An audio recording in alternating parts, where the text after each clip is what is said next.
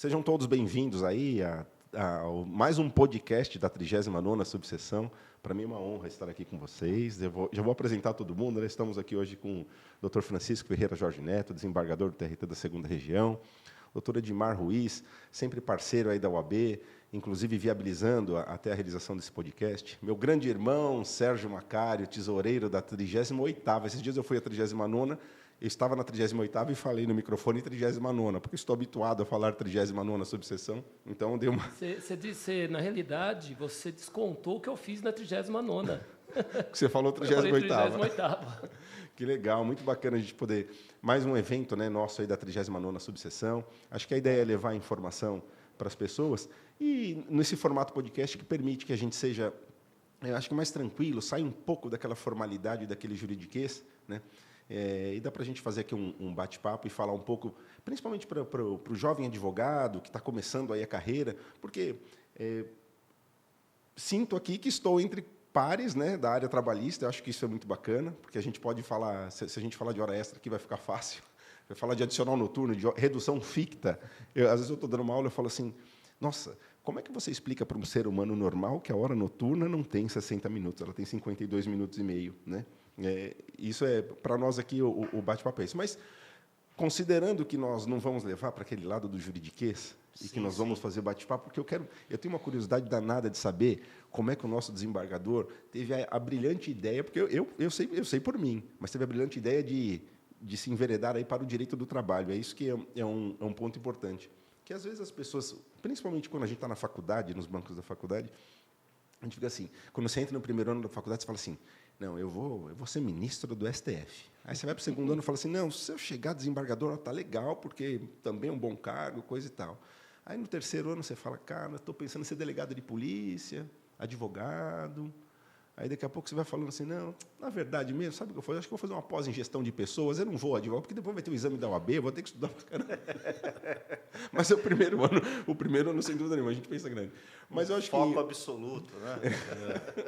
Mas eu acho que é isso, né? E difundir, eu acho que compartilhar um pouco das experiências de vocês aqui vai ser muito importante, até para dar um direcionamento para isso, porque sabemos que é possível, né? Sabemos que é possível isso.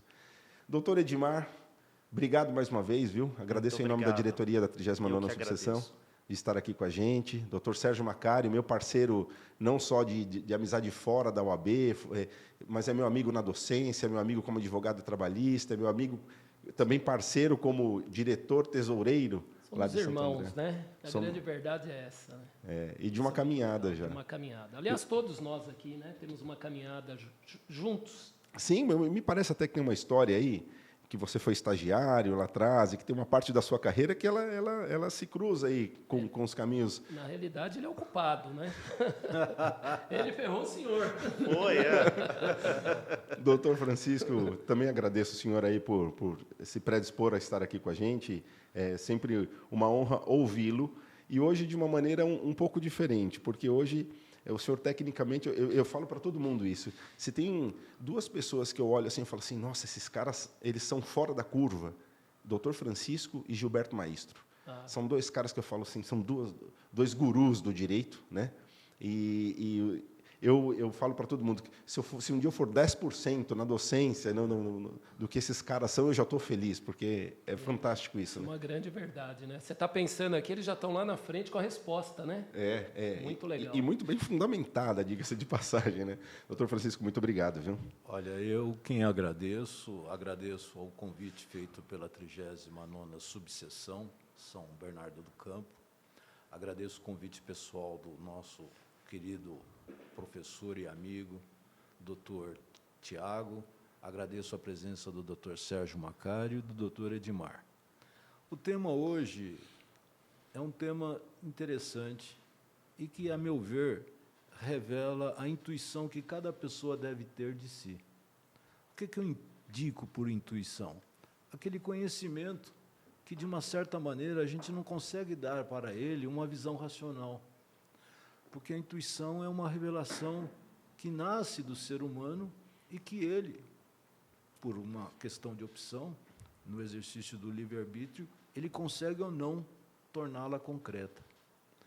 Na minha humilde experiência, e dentro do tema, que é carreira jurídica, eu sou da cidade de Ribeirão Preto e me permita agora fazer alguns apanhados temporais da minha vida como ser humano. Eu já tenho 60 anos, dos quais 41 anos só vividos na Justiça do Trabalho. Profissionalmente, eu sou uma pessoa da Justiça do Trabalho, vivo da Justiça do Trabalho. Há uns anos atrás, eu comecei a ser professor. Até hoje, estou tentando encontrar-me como professor, porque eu ainda não achei o meu ideal do verdadeiro ser. Se o senhor está tentando se encontrar com o professor, quem sou eu na fila do pão? Não, viu? nós vamos para a próxima encarnação, né? Acho que nem na próxima, viu, Macário? Não dá. Porque a perfeição ela é um estágio temporário, né? Quando a gente acredita que está a atingi-la, os novos horizontes se revelam, né? Então, eu acho que o bom profissional ele tem que ser humilde e pensar assim, eu estou sempre aprendendo e sempre renovando os meus pontos de vista. Mas, resgatando esse lado temporal, não é? Eu vim fazer Direito em São Paulo, no Largo São Francisco, Universidade de São Paulo, em 1980. Eu tinha um intuito de ser juiz. Sempre desejei ser juiz. Só que eu não conhecia o direito como uma disciplina. A gente tem aquela visão do direito como ideal de justiça, dar a cada um o que é seu, mas a gente não tinha aquela visão do direito como justiça social. E eu sempre gostei de história, muito. Adoro uma visão materialista da história. E eu sempre estudei a história vendo o desenrolar do trabalho humano. E, no primeiro ano, eu tive economia política. E, na economia política, estudei e li um livro a respeito da evolução do capitalismo, desde o capitalismo mercantilista, passando pelo capitalismo atual.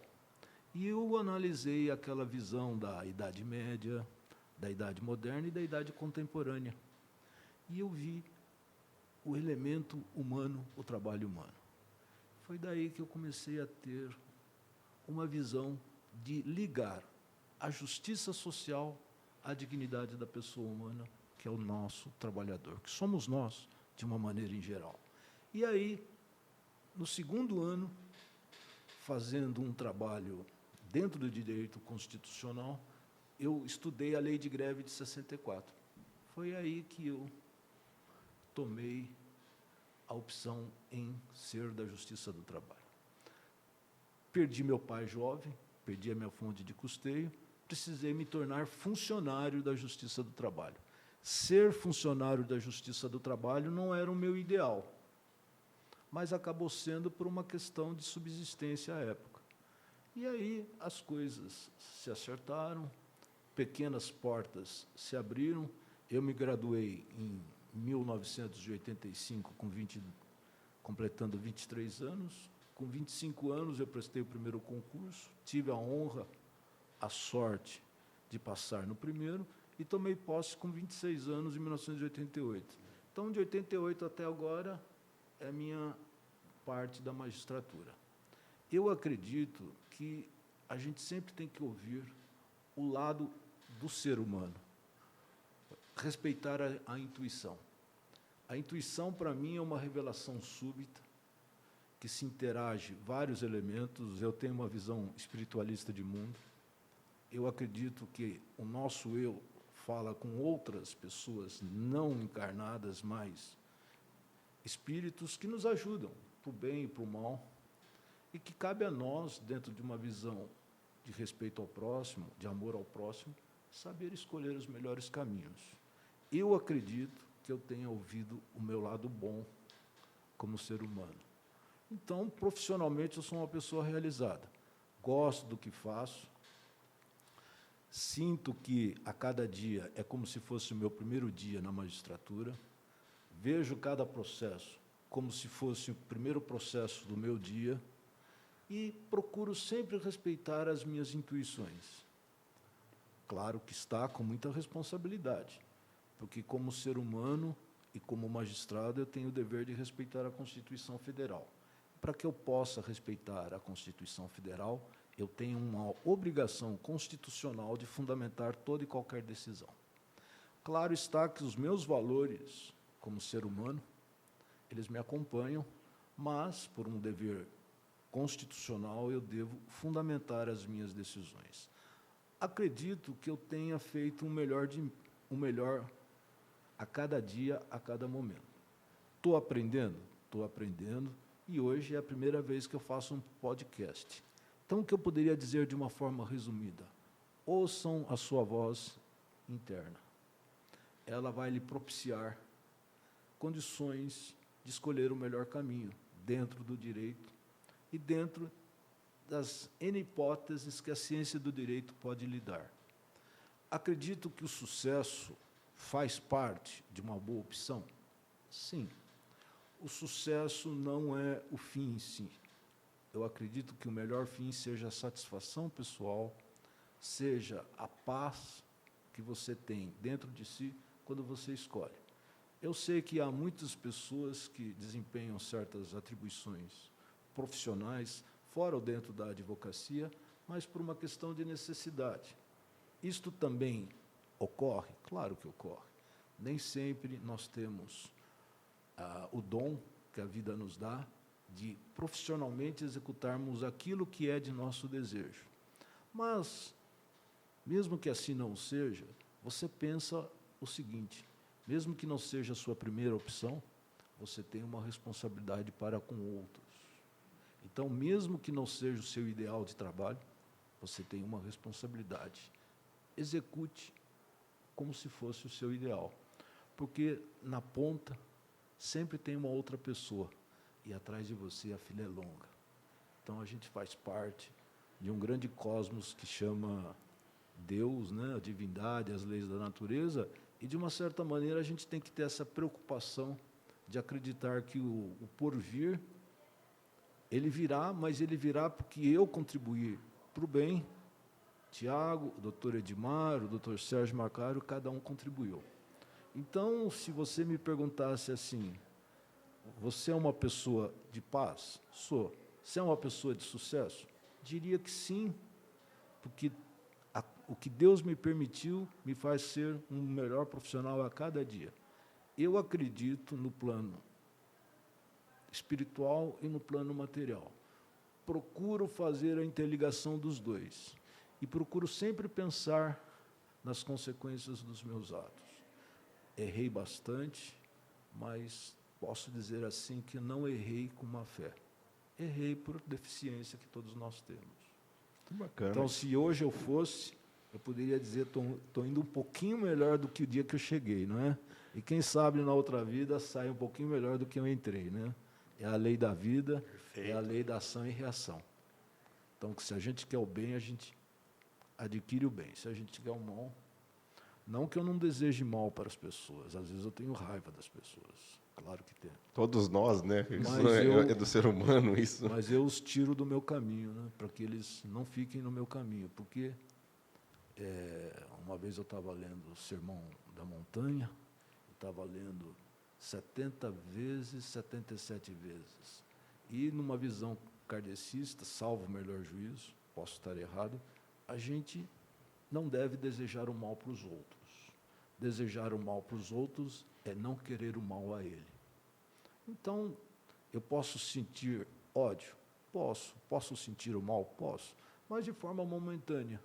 E não tomar medidas de pensamento ou medidas concretas para prejudicar alguém. Então, simplesmente, tire-o do seu caminho. Não é? Eu trato muito essas coisas em terapia, viu, professor? Tenho minhas sessões de terapia, porque assim, dizem que a incidência do signo, né?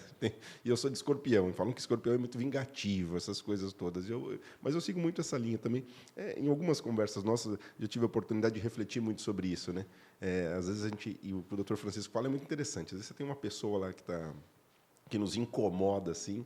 E na vida profissional isso acontece também muito, né? Muita frequência. Eu tive experiências, né, profissionais assim de pessoas umas que eu reverencio até hoje, e outras que eu por uma questão positiva e outras muito negativas, assim, que não me ajudaram a crescer em nada, né? E essas pessoas que não me ajudaram a crescer em nada, eu num determinado momento da vida soube tirar meu time de campo e dizer assim, mas isso daqui não é para mim, preciso seguir outros caminhos, né? Isso é muito bacana. Daqui a pouco eu volto nessa. Com que idade que o senhor virou juiz, professor? Olha, eu tomei posse, passei com 25 e tomei posse com 26. Era um bebê. Olha, pensando que eu fui para a faculdade com 29 anos, né? Era um Então, bebê. realmente, com a idade que eu entrei na faculdade, né, o desembargador já era juiz. Que bacana, né? Isso é muito bacana. E essa visão humanizada dele de vida, né, é uma coisa que, se eu tivesse no auditório, eu iria levantar para aplaudir de pé. Uma coisa que é muito digna, que ele empresta ao direito, né, empresta à justiça e à sociedade de um modo geral. Eu acho que é uma lição de vida, já que nós estamos falando para os jovens advogados, ou os advogados que estão aí já na estrada, mas estão perdidos, né? Se sentem numa má fase, com vontade de desistir de tudo. Então, tome de empréstimo esse ensinamento, essa lição de vida e persevere, né? Porque você perseverando, você vai chegar lá, mais cedo ou mais tarde, né? Mas olha quem está falando de perseverança, hein, Macário? Pois é, nós estamos ficando ruim na mesa. Daqui a pouco eu estou debaixo da mesa aqui, falando assim, eu achei que eu tinha uma história linda, mas peraí, não, com esses caras que têm uma história mais linda. A coisa está ficando ruim para nós, né? Doutor Edmar falou que entrou na faculdade com 29 anos, é isso? Isso, exatamente. Eu já fui mais velho para a faculdade, né? Porque, na verdade, lá em casa sempre foi muito difícil, né? Então, minha mãe, empregada doméstica, meu pai, metalúrgico, quarta série. Eu achando que o senhor tinha sucedido um escritório. Então, eu precisava trabalhar para ajudar em casa, né? Não tinha muito tempo para os estudos, né? Então, depois, já com mais idade, né? Então, já tinha trabalhado, né? Comecei ali como office boy, né? Antigamente, eu usava muito a figura do office boy, porque nós trabalhávamos no escritório de contabilidade e a gente levava os boletos para receber das empresas. Olha que loucura! Hoje tem é o boleto, motoboy. Pix, né? É uma facilidade, mas não tínhamos nem boleto. Então, eu ia cobrar, me pagavam em dinheiro ou me pagavam em cheque, né, a mensalidade do escritório de contabilidade, né? Então, hoje, né, esses tempos difíceis, né, assim, fatalmente eu seria assaltado, né, com um malote na rua. Aquele tempo era mais tranquilo. E aí depois eu construí, né, a profissão na área de vendas, né, como vendedor, né, vendedor interno. Do quê? Na indústria, né, autopeças, vendendo ali freios de veículos, depois peças de automóveis de um modo geral, e depois fui vendedor das lojas Arapuã, que não existe mais, mas era uma potência, era uma força, né? Tinha uma musiquinha, né? Essa loja não é da minha época. Só para o senhor ter uma ideia, era do Grupo Fenícia. Grupo Fenícia, na minha CTPS ali Grupo Fenícia, né? Você era dessa época, Thiago?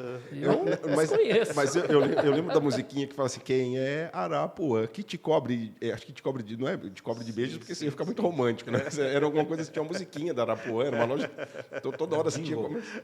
Você vê que vinha ali no meu olerite, né, um plus salarial para os 20 melhores vendedores do estado de São Paulo, né?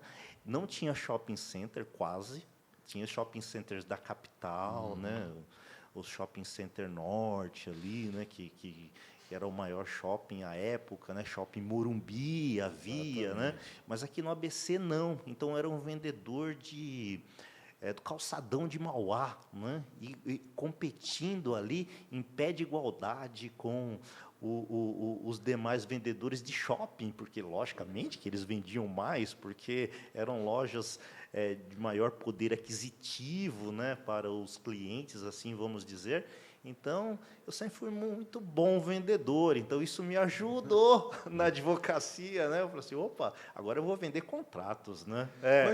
Mas com essa visão humanitária, nunca colocando dinheiro na frente, né?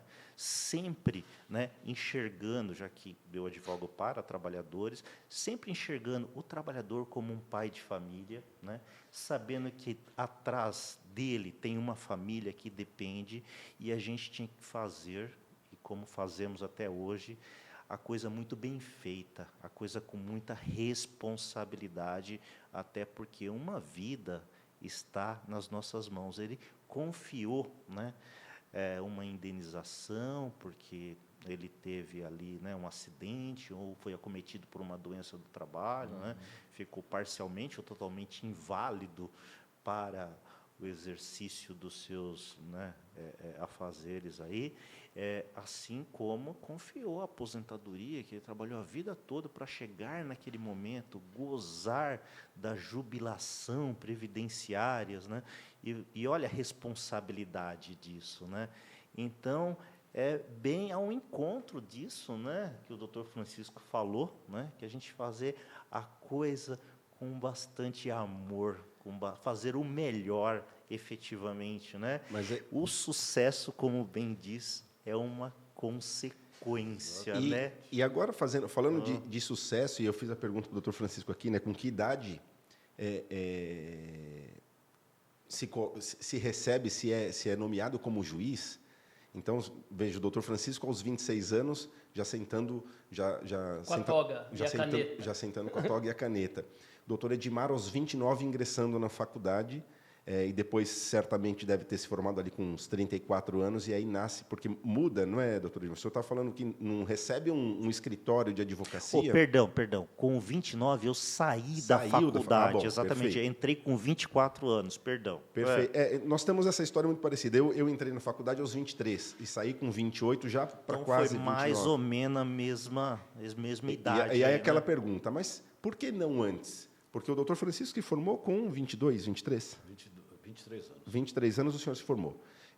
Com a idade que o doutor Francisco se formava, eu estava ingressando na faculdade. Por que não antes? Essa é a questão. Por que não fez a faculdade antes? Aí entra nessa questão que você está falando, de família, de ter que trabalhar, porque, de fato, nós acadêmicos, quando a gente entra na faculdade, estagiar é um problema para quem... Muitas vezes é um arrimo de família, a própria renda. Então, eu, por exemplo, eu não tive condições de estagiar. Não tinha dinheiro para pagar a faculdade. Se eu fosse estagiar, se fosse para o ramo do direito, o estágio não pagava a faculdade, eu não pagava o meu aluguel nem minha conta de luz, né? Aliás, as histórias da vida são as mais tristes possíveis, mas quando a gente olha sob um olhar mais tranquilo e fala assim, poxa, tudo valeu a pena. Porque também cada um é no seu tempo, né?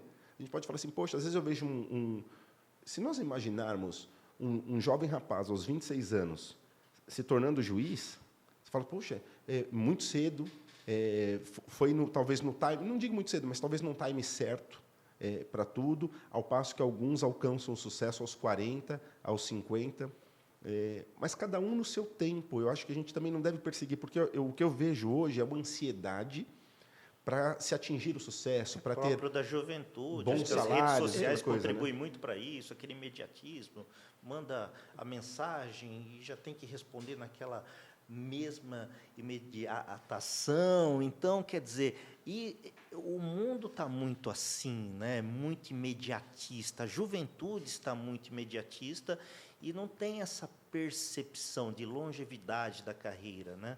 De plantar para colher. Eu vejo que tem pessoas que estão sempre plantando. Eles nunca aguardam a colheita. Plantam em um lugar. Antes de colher, saem. Vão plantar em outro lugar. Antes de colher, saem. Então, passam a vida profissional eternamente no plantio. Nunca chega o tempo de colheita.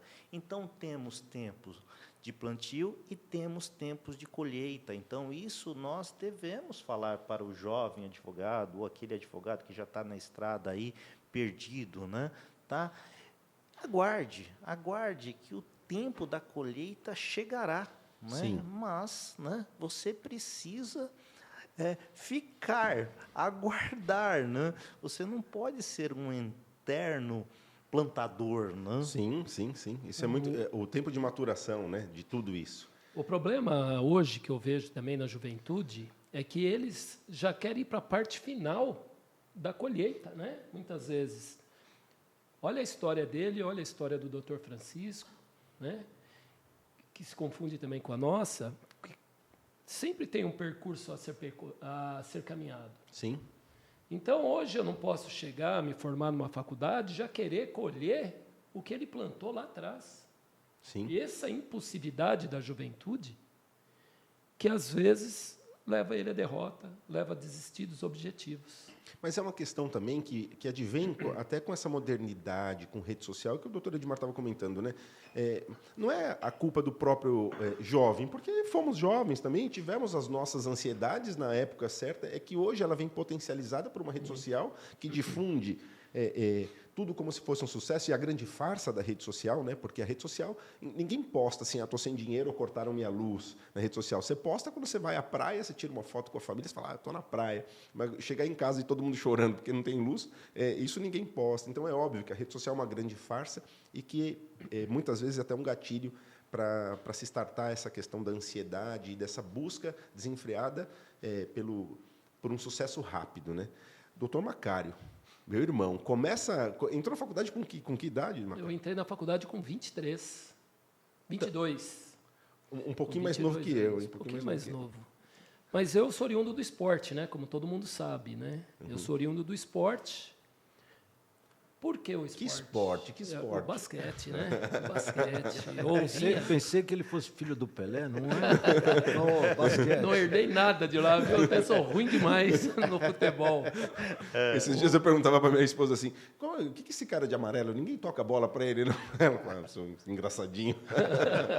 Eu venho do esporte porque o esporte era um meio que possibilitava a gente a ter uma possibilidade de estudo, através de bolsa de estudo, porque os meus irmãos também são do esporte. Todos de basquete? Não. O João, que é um dos mais velhos, ele foi do handebol, atletismo. O meu irmão mais velho, o Antônio, foi da natação, né? O meu mais novo veio para o basquete. E a minha irmã, ela praticou pouco esporte, mas todos nós conseguimos estudar através de bolsa de estudo. Legal. Então, ali era um caminho mais rápido, porque meu pai era pedreiro e a minha mãe dona de casa. Então, eu achando que todos vocês tinham sucedido grandes famílias jurídicas e Poxa, caramba! Aqui está a lição, né? Muito pelo contrário. E aí, eu, jogador de basquete, com o meu caminho todo ali para trilhar, até como fazer uma educação física, porque tínhamos a FEFISA, e eu com possibilidades de ganhar bolsa de estudo também na FEFISA. Só que é aquilo que o Dr. Francisco falou, o Dr. Edmar falou, né? A vida ela é muito... existe uma conexão e, às vezes, dentro dessa conexão, nós somos envolvidos por algo muito maior. E esse algo muito maior, um dia me levou a assistir um jogo de basquete em São Caetano. Era um campeonato universitário. Fui ver meu amigo jogar e tinha uma menina lá que sentou do meu lado, que o namorado dela estava jogando, começou a falar de direito. Eu virei e falei, vai ser isso que eu vou fazer. Sabia, não tinha a mínima noção do que era o direito. Mas eu fiquei encantado com o que ela me falava do direito. Falei, vai ser isso que eu vou fazer. E aí, virei a mesa. No outro ano, prestei vestibular, fui estudar lá em Mogi das Cruzes. E aí, segui a faculdade, né, jogando basquete, né, porque era a minha fonte de custeio. Até que, dado o momento, lá para o 4º ano, tinha um professor chamado Jorge Tarcha, e ele falava, Serginho, qualquer dia desses eu vou te ver no fórum com uma bola de basquete embaixo do braço. Porque 4º ano todo mundo já vai de terno. Sim. E eu lá de agasalho, mulambento, né, na faculdade, né, porque eu tinha que sair de lá, correr para o basquete. E assim foi. Até que, dado o momento, Tiago, o TRT abriu vagas de estágio para estagiários, né? Lógico, vaga de estágio para estagiários. E eu me inscrevi, só que ainda não tinha aberto para o ABC. E eu ia para São Paulo fazer as minhas entrevistas e nunca passava. E aquilo virava, geralmente, uma frustração. Puta, não passo. Teve um dia que uma juíza, ela virou, eu e uma menina concorrendo, ela, gostei dos dois, o que eu faço? Fica com os dois, pô. Não podia, né? Ela, o que eu faço? Gostei dos dois. Seria injusto da minha parte escolher um. E aí ela mandou tirar no paro ímpar e perdi. Nem no paro ímpar eu passava. Mas pelo menos teve sorte no amor, né? Pois é. Azar no jogo, sorte no amor. Não é? Perdi e fui. A menina ficou. Para minha surpresa, abriu a vaga em Santo André. E aí, eu estava ali no basquete, né? E abrindo em Santo André, dava para eu unir o útil ao agradável. Basquete e o E o estágio. estágio. Até que um dado momento eu telefono para... Eu fui o primeiro, inclusive. Assim, não fui o primeiro. Tinham várias pessoas e eu comecei a ligar nas varas. Eram 4 varas em Santo André. 3, é. 3 varas. Ele era da segunda, era o juiz que chegava mais cedo no fórum. Eu marquei justamente porque eu tinha que trabalhar à tarde, aí fui para o fórum trabalhista lá, que era a Junta de Conciliação e Julgamento. Não é do meu tempo. Não é? Você estava ali. E aí, Tiago, eu abro a porta, aí eu tomo aquela encarada assim, ó. Já viu isso? E alguém fala assim, pois não, jovem. Pois não, jovem. Pois não, jovem. Aí eu falei, será que eu estou no lugar certo? Eu lembro que o senhor estava do lado da Luzia e da Rose. A Luzia era a chefe de gabinete dele. Eu entrei, cumprimentei. Tinha mais gente lá. Já sabia que ele era o juiz. Eu fiquei sabendo naquela hora. Até então, nunca tinha pisado numa sala. Né? Nem fui lá, dei a mão, cumprimentei todo mundo, sentei lá no fundo. Vou ficar com você.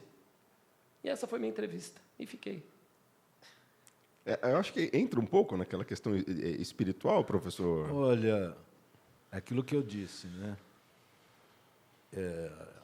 A intuição é uma coisa que ela vem muito do que é ser humano. A intuição é uma forma de aquisição de conhecimento. Só que nós, no momento em que nós estamos, falta condições de uma forma racional pela qual nós pudéssemos dar um conceito irrefutável para a palavra intuição. Eu advogo muito a palavra intuição como uma revelação súbita. Súbita porque é inesperado. Súbito porque não é um racional a priori. Torna-se um racional a posteriori. Porque eu só vou poder dar razão a uma decisão minha num futuro imediato, que pode ser amanhã, como pode ser daqui 10 anos, como pode ser daqui uma semana. Algumas decisões nós tomamos de súbito. E eu olhei para o Sérgio, gostei, e eu escolhi. Ele foi sincero comigo, disse que estava ali para aprender. Vi nele uma pessoa humilde. A humildade é uma coisa que me cativa. A humildade sincera. Porque eu sei se é humilde. Porque a pessoa, quando ela não é humilde, ela não te engana muito tempo. No dia seguinte, você pega ela. E eu senti nele uma sinceridade espontânea. E eu, subitamente, decidi e fiz a opção. Aí você diz assim, acertei? Eu não posso dizer que eu acertei porque eu tenho o dom de fazer prognóstico. Eu acertei porque eu respeitei a voz do coração, né? E meu coração disse assim para ele, dá oportunidade, porque você está no caminho dele, se você pode ser uma pequena porta, que se abra a porta para que outras portas se abram para ele, para que ele possa abrir portas para outras pessoas. Claro está que portas com base na ética, com base na responsabilidade, cabia a mim escolher. E, de fato, eu escolhi o Sérgio, e eu não me arrependo. E Deus me deu a oportunidade de fazer o bem para ele. E se fez. é que eu fiz o bem, não é? Não E sei. fez, certamente fez. Então, eu costumo dizer assim que a intuição foi boa. Já me arrependi de muitas intuições, claro. Outras, quando vem aquela revelação no sentido de ter uma aversão, como eu disse, eu saio do caminho da pessoa. Não colocar a pessoa no seu caminho não é você tirá-la, é não ficar no caminho dela, você que sabe. E, às vezes, a vida te coloca em opções, né? Fim de um casamento, fim de um relacionamento profissional, uma aposentadoria, N fatores. Ciclos, né? São ciclos. E eu acreditei na minha intuição, respeitei a minha intuição, e ele se revelou uma excelente pessoa. Então, eu costumo dizer assim que eu não constituí o Sérgio. Eu apenas declarei no momento o quanto bom ele poderia ser. E aonde é que ele está hoje? O doutor Edmar é um advogado de sucesso, de muita responsabilidade. Ele está numa banca que soube avaliar, como eu avaliei anos atrás, o Sérgio. Então, tudo que o Sérgio se deve a ele. Mas a vida é um intercâmbio. Então, quando a gente tem uma porta que nos é aberta, a gente também tem a obrigação de abrir portas para outros. Porque o bem que você faz para alguém, você não vai pagar para ela, você paga para uma outra pessoa. É a lei da ação e reação num mundo virtuoso. Eu acredito nisso, eu aprendi isso com a minha mãe, aprendi isso com meu pai, e eu procuro, de uma certa maneira, levar para a minha vida pessoal. Eu tenho muitas limitações que a carreira me impõe. Eu sou uma pessoa praticamente reclusa, não participo de redes sociais. Eu tenho as minhas limitações que a carreira me dá e algumas outras faz parte da minha própria natureza. Mas eu costumo dizer assim que o Dr. Sérgio eu constituí o Dr. Sérgio de forma alguma. Eu simplesmente tive a oportunidade de retribuir o bem que várias pessoas me fizeram, escolhendo nele o profissional que ele seria. E faz direito do trabalho, não é porque por opção minha, é dele. Ele deve ter essa visão do trabalho humano, da dignidade do ser humano, da densidade da dignidade. Hoje, a gente fala muito, e os colegas aqui da mesa falaram, do imediatismo. Eu acredito que isso se dê numa visão muito mais materialista pela qual nós estamos passando, que faz com que as relações humanas elas sejam assim quase que instantâneas. Elas não têm densidade alguma. Também. Elas são líquidas. E isso traz reflexo no trabalho humano. O trabalho humano hoje ele é extremamente líquido. Eu não consigo mais identificar, mesmo em grandes empresas, a figura do ser humano. O ser humano ele perde o significado de ser humano. Eu dou a ele números, estatísticas, metas, etc, etc, etc, etc. E eu deixo de ter o engajamento que eu deveria ter com o lado social da empresa. Não digo que as empresas façam isto, todas elas, mas o mundo, de uma maneira geral, ele está dando um salto de qualidade. Quando eu digo um salto de qualidade, não estou dizendo a busca da perfeição, mas eu não sei se é um salto de qualidade que vai ter um valor positivo ou um valor negativo. Hoje a gente dá muito valor a um celular, né? Sim. Quem de nós sai sem o celular? Você esquece tudo, menos o celular. Porque o celular faz parte do corpo humano hoje. Acho que e veio potencializado também até pela pandemia, né? Porque hoje, antigamente um celular, ainda já na nova era, o celular era apenas para fazer ligações. Hoje a gente usa o celular. Localização do celular, geolocalização já está servindo como prova, né? Na justiça do trabalho, para comprovação, muitas das vezes, de horas extras, né? Já temos jurisprudências aqui, acolá, né? Exatamente. O doutor Francisco comenta algo a respeito de oportunidade, né? Porque, de repente, viu ali, naquele jovem estagiário, chegando com uma bola de basquete debaixo do braço. De agasalho e gravata. E, sem dúvida nenhuma, nada se sustenta se não fosse o próprio empenho, né? Porque é muito importante dar a oportunidade. Eu acho que isso também é algo interessante, mas, principalmente, pegar a oportunidade. Porque aquele ditado fala assim, as oportunidades, você deixou a oportunidade passar. A oportunidade não passa. Alguém vai pegá-la. Então, se a oportunidade não... Se foi lhe dada a oportunidade de pegar aquela oportunidade, ficou um negócio bem... pegue-a e siga em frente. Porque se você não pegar, vem outro e pega. Eu acho que isso também é um ponto importante que a gente tem, porque isso acontece muito na carreira da gente, né? Para isso, a gente precisa ter paixão pelo que faz, né?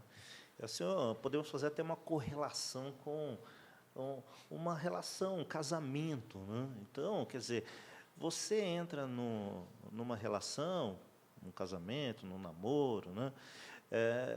Você entra com paixão. Sim. Né? Tá? O amor é uma construção diária, um tijolinho em cima do outro, né? De paciência, de perdão, de dizer para o outro, olha, isso aí não está legal, né? Tá? Sim. Ou você me desculpa, né? Eu me excedi, né? Então, essa construção diária que é o amor, mas você entrou naquela relação com paixão, né? Eu digo a mesma coisa para a profissão, né? Você tem que ter paixão, você tem que ter tesão por aquilo que você faz. E quem não tem, isso já falo para os jovens, para os advogados que estão perdidos, né? Busque resgatar isso, busque tê-la, porque senão você vai ser um profissional infeliz, como você estará num casamento, numa relação infeliz, porque você já começou mal, né? Tá? Então, isso é bastante importante, ver o encontro do que você está falando, né? A paixão por aquilo que faz. Quando você tem, a tendência é dar certo. É muito bacana isso. Eu estava conversando esses dias com a Cleia. Ela tem uma clínica ela é médica veterinária, ela é fisiatra, né? E ela falou uma coisa para mim assim, que me chamou muita atenção. Ela falou assim, mais vale uma pessoa com vontade do que uma pessoa boa tecnicamente. Porque a técnica você ensina. A técnica você faz ao indivíduo. Eu acho que a vontade é mais importante. Então, muitas vezes, e acredito que tenha sido mais ou menos isso, que, de repente, o senhor, o doutor Francisco, numa visão futurística, batendo o olho ali no doutor Sérgio Macaro, falou assim, tem vontade. Veja que sequer foi feita uma pergunta técnica. Talvez você tivesse toda a técnica. Não estou dizendo que não tinha técnica, não tinha. é isso. Não tinha. Não estou dizendo que não tinha. Não tinha. Você está afirmando aqui, tudo bem. Mas o que é importante é você identificar nas pessoas o quê? Essa foi boa. Não, eu não tinha. Não tinha. Ele confessou, não tinha. Ó, eu te cortando. Tanto não tinha, porque antigamente o processo ele era físico. Isso. Era os nossos quilos de folhas, né? E chegavam os advogados A intuição lá. do Dr. Francisco foi só no ser humano mesmo. Foi, humanística. Tanto que as pessoas chegavam lá na secretaria, eu vim fazer a descarga. Aí eu olhava para o pessoal, descarga? Porque você fazia a carga do processo. Aí quando eles devolviam, eu vim fazer a descarga. Eu olhava, descarga? O que é isso, né? Estava devolvendo. Então você vê que a minha técnica na época era nenhuma. Mas aí que eu volto a dizer, mais vale, porque mais vale a força de vontade, a vontade de plantar, como o doutor Edmar diz assim, plantar e principalmente esperar esta colheita. Porque a gente pode ler, sem dúvida nenhuma, os livros nos ajudam a errar menos, mas nada como a grande experiência. Tenho certeza que o senhor lembra da sua primeira sentença. Ele lembra até o nome dos jogadores do Corinthians da década de 70, então a primeira sentença está fácil. Podia ter vindo uma pergunta mais difícil. Mas Se esforça mais, Thiago, se esforça mais. Assim como eu me lembro da primeira audiência como advogado, porque eu frequentava audiências trabalhistas antes como preposto, né? Eu me lembro da minha primeira audiência como advogado, assim. Creio que o doutor Edmar também se lembra lá eu fazia minhas iniciais usando o modelinho do cursinho do extinto Exord. Eu fiz cursinho lá no Exord e eu fazia lá minha petição tomando como base os modelos que eu tinha aprendido no cursinho, né? E me socorrendo disso para poder fazer a minha primeira audiência. Agora, é interessante porque, muitas vezes, quando a gente sai da faculdade, nós temos alguns caminhos a seguir, né? Então, de repente, eu quero me tornar um juiz, eu vou estudar para o concurso, eu quero me tornar um advogado, e a minha vontade, e muitas vezes não é a sua vontade que prevalece. Ao contrário do doutor Edmar, eu saí da faculdade e quando fiz e passei no exame da OAB, eu falei assim, não quero advogar para reclamada, eu vou advogar para reclamada, porque eu era preposto de empresa, então eu tinha muito contato com contestação, conhecia o chão de fábrica, aquela coisa toda, e os caminhos não foram esses, né? Não que eu não advogue, hoje eu faço as duas partes, assim, mas predominantemente advogo para reclamante. Então, muitas vezes, o caminho também que a gente muitas vezes quer acertar, ele vai sendo modificado, ele vai se transformando com o passar do tempo, naturalmente, mas sempre evoluindo. Isso não independente, de repente era o seu foco e de repente deixou de ser, ou era o seu objetivo e você até atinge por outros meios, porque seguiu por um caminho e foi o meu caso, principalmente, né, que era um cara que gostava muito de reclamada e de repente me vejo advogando para reclamante. Aí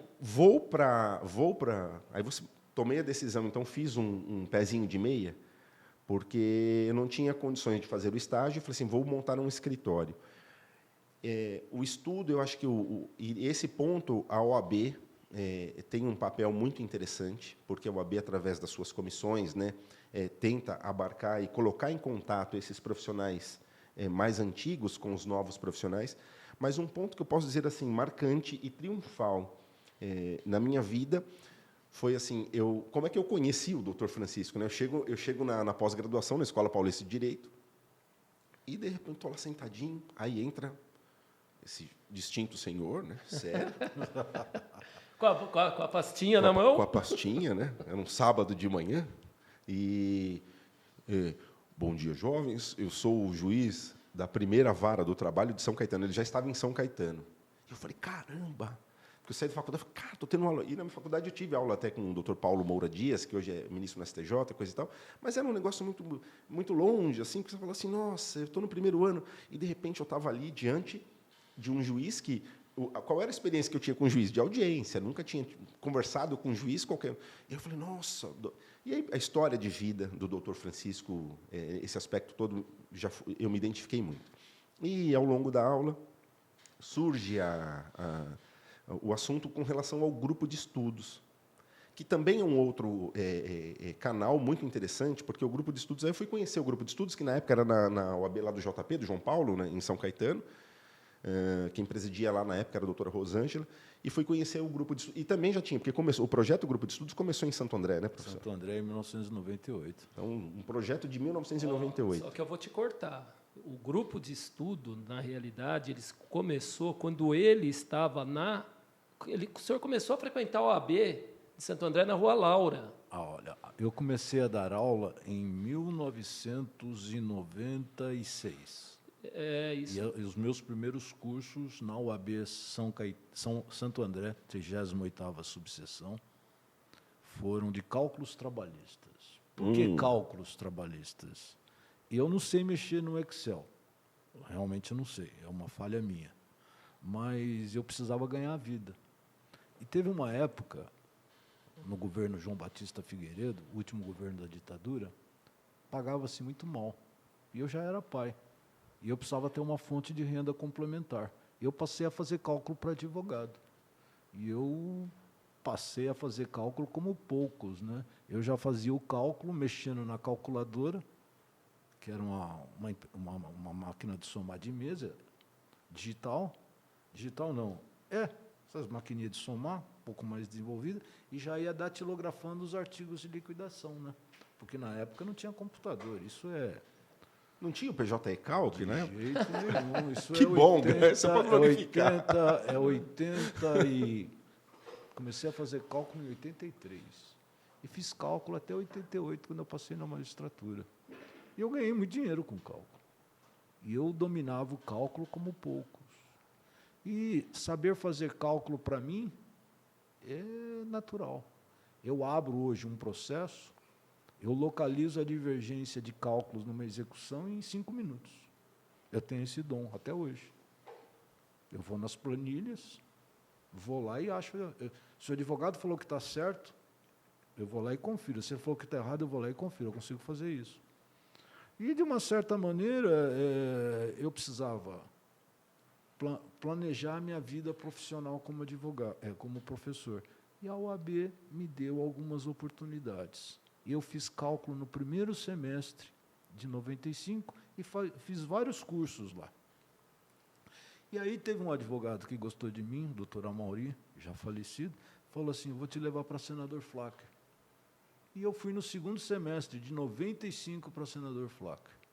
E fiquei na senador Flávio até 2002. Depois eu me afastei 2 anos, voltei em 2004,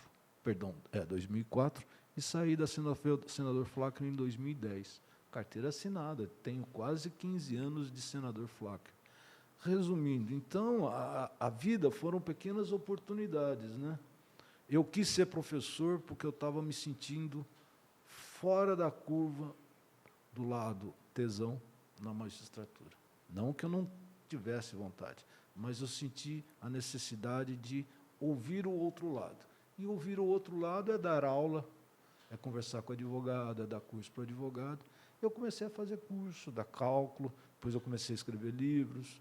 Então, tudo é um aprendizado. A cada momento, a sua aflição, e eu correspondi às minhas... As minhas aflições são as minhas vontades de crescer. Eu poderia ter só ficado na magistratura? Poderia. Mas eu passei a dar aulas, gosto de dar aula, tenho os grupos de estudos. Conheci o doutor Tiago dando uma aula na Escola Paulista de Direito, onde eu dei aula há quase 10 anos. E, de uma certa maneira, são as oportunidades que a vida nos dá, são as pequenas portas, não é? E, de uma certa maneira, o lado é bom, não é? Mas, sempre como se diz, né? A gente precisa ter um foco. Os resultados são fruto do seu investimento. O investimento é algo que vai além do aspecto material. Vai do tempo que você dedica para aquilo.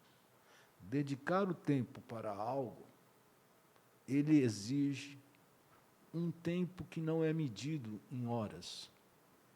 Ele é medido em etapas de um planejamento. Então, o sucesso é uma consequência natural. E quando eu falo de sucesso, não estou falando de saldo bancário. Não estou falando de bens que eu tenho. Claro que eu preciso ter uma vida digna, claro. Mas eu posso ser um profissional de sucesso sem ter algo que me diga que eu esteja economicamente bem. Não preciso, eu preciso ter uma condição de vida boa. Claro, todo mundo quer isso. Infelizmente, a matéria acompanha o planeta Terra, acompanha a nossa vida nesse momento. Mas não é um fim em si, é um meio. Qual seria o fim? A felicidade, né? Sim. Só que a felicidade é algo assim que se constrói a cada momento, como a perfeição se constrói a cada momento. São estágios do desenvolvimento. Para mim, não existe um estágio final da bondade que eu posso fazer, não existe um estágio final da perfeição que eu possa fazer. A bondade e a perfeição são momentos distintos, ou às vezes simultâneos, da vida de cada um. Porque se fosse assim, eu poderia ter dito assim, profissionalmente eu já sou juiz, atingi meu primeiro objetivo e eu estou em paz comigo. Eu me sentia muito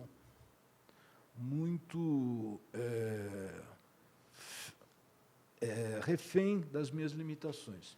Por exemplo, já tenho tempo para me aposentar. Não me aposento porque eu ganho o pé na cova. O que é o pé na cova? O INSS, minha contribuição previdenciária, ela entra e volta. Isso é um valor razoável, por isso que eu não me aposentei. Mas nunca pensei em advogar, doutor Tiago. Estou pensando em pensar em advogar. Vai abrir uma vaga, hein, doutor? Você está me entendendo? Está me entendendo? Vai abrir uma vaga aqui. Presta atenção. Estamos fichando. Estamos fichando. Estou pensando em pensar em advogar. Está maturando a ideia. Exatamente. O senhor pode fazer uma entrevista com o Dr. Sérgio Macaro? Nossa, Acabando o podcast aqui. Você Muito entendeu? bom. Tudo faz parte do estágio. Mas eu acho que são esses momentos de início de carreira, por exemplo, que aí eu volto para a questão do grupo de estudos, porque ali eu encontrei, eu tinha muita insegurança. Como tudo que nós vamos fazer novo, nós temos alguma insegurança. A gente falava nos bastidores ali, né, dessa questão de muitas vezes tomar a iniciativa de fazer, poxa, às vezes você discute com um colega, fala assim, também não sei, então eu vou lá e vou ter que fazer para saber se vai dar certo ou não, porque Sim, às vezes sim. a gente não tem uma referência. No grupo de estudos, de uma certa forma, eu encontrava os meus pares ali, e ali me deu segurança para que até eu pudesse startar a minha vida, carreira solo, que eu brinco, né, que eu falo assim, que foi carreira solo, porque tinha uma troca de informação muito grande, a gente se sentia mais confortável. Sabe quando você era um porto seguro ali, né? O grupo de estudos, para mim, foi um grande porto seguro profissional, de poder encarar a questão da advocacia, porque como todos nós aqui na mesa, né, nós não tivemos, muitas vezes, a oportunidade de suceder um escritório ou alguém que nos pegasse na mão. E eu acho isso extremamente importante. Quisera eu ter tido a oportunidade de ter feito um bom estágio, de ter advogado numa banca, como é do Dr. Ruiz, que tem uma boa estrutura, com vários profissionais. Eu não tinha. O que eu tinha eram algumas horas de audiência como preposto, Mas algumas você teve leituras. foco, né? Que vai ao encontro que o Dr. Francisco estava falando, né? Falou muito em foco, né? Porque só tem que ter um objetivo, né? Focar e seguir a sua estrada, né? Eu lembro como se fosse hoje no primeiro ano de direito, né? Uma classe com 100 alunos, e o professor de direito constitucional entrou e perguntou: daqui quantos querem seguir a magistratura? 80% da sala levantou a mão. No primeiro ano, né? No primeiro ano. Depois de 5 todos querem ser praticamente. juízes. E aí perguntou: quem quer ser promotor de justiça, seguir a carreira da promotoria, né? Quase, né? 19% levantou a mão. E quem quer ser delegado de polícia? Quase 1% levantou a mão. E quem quer ser advogado? Aí eu levantei a mão, somente eu olhei assim, e todo mundo começou a rir de mim, né? Então, eu não entendi muito bem aquilo, né? Falei assim, como se a carreira de advogado fosse de só menos importância, né? E eu segui naquele foco, trilhando aquilo, né? Então, passei no concurso para estagiário do Ministério Público, né? Então, ali, né, só tinha PUC, USP, Mackenzie, PUC, USP, Mackenzie, a lista dos estagiários ali, só estava ali, Uniban, só eu ali, Uniban, né? E muito bem, né? Fiquei lá 6 meses, era 1/4 do salário mínimo o meu salário, né? A minha bolsa, né? Aí eu cheguei para o promotor de justiça e falei assim: doutor, dá para aumentar meu salário, não? Ele falou assim: não, é fácil.